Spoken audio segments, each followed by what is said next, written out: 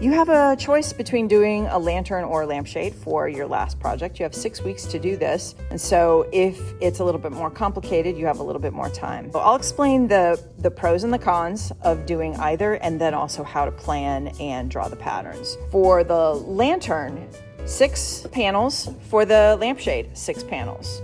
The lantern, it involves having a crown and a base as opposed to just having panels. With the lampshade, you have just the panels, and then you have what is called a vase cap. So those are just parts of how you put it together. This one takes a little bit more time. It takes between 4 and 5 class periods to solder. This one usually takes about 3 class periods to solder. The piece count is going to be about the same for the panels. You need to do at least 8 per panel for both of these, 8 per panel, 6 pieces on top, and then you have the bottom and then the hinge and the latch. That's what adds a little bit more time.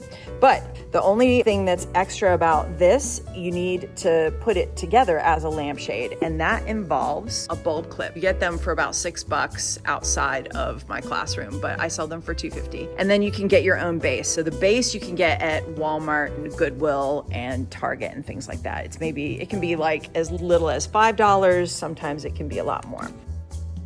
The planning starts with one of these sheets right here. So this is the lantern planner, and you plan it flat, but each connects to the other. So this forms a round, just like what you did with the box, right? So the panels should all go together. They should all sort of flow with one another. And then same thing here, the panels should flow. For either of these, you can choose to have a panel that just repeats itself, where you have the same panel and you repeat it. That's totally fine. You can do that same thing, or you can do a story that goes all the way around. That's totally up to you. There are some things that you have to be specific when you're setting up the lantern, because there's a place for the hinge and the latch that I'll explain here in just a sec. I'm not asking you to do any specific number of panels. You just plan until you like what you do.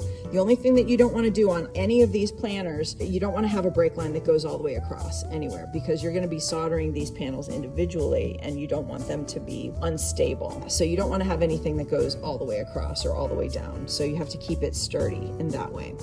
And then once you get some ideas, then you're going to use the full size page. So the full size page looks like this. So you have these 3 panels, and so you're going to need 2 of them, because you're going to need a set, 3 of them here, and then the other 3 fit on the other page. They should flow together. You can do any subject matter that you would like, that you are able to draw. The panels go together like this, and as you can see, the break lines go together. And so there are fold lines on these full size ones, because they are so that you can draw them together and that they connect. So you just make sure that they are all connecting. And everything's gonna get numbered. Start one panel, number all the way down, continue your numbers all the way to the end. And you color code them.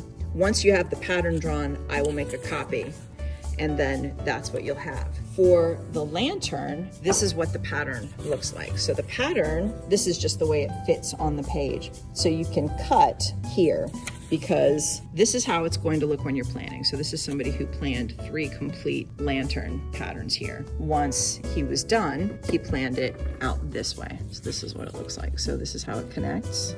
That's the door. This is where a hinge is going to go, and then your latch goes here. There's specific places, arrows, that need to be for where you need to have break lines so that the parts of the hinge will work. So there's an arrow that goes over here. That means that when you connect them, there needs to be a break line where that arrow is, so that you can have a part for the hinge components. This is how it goes together. So you can put it together forward and backward, and they all flow together. So that's what is going on here. So we have a hinge that needs to have break lines where these parts of the hinge go. And then on the adjacent panel, there needs to be a place for this part of the hinge to go.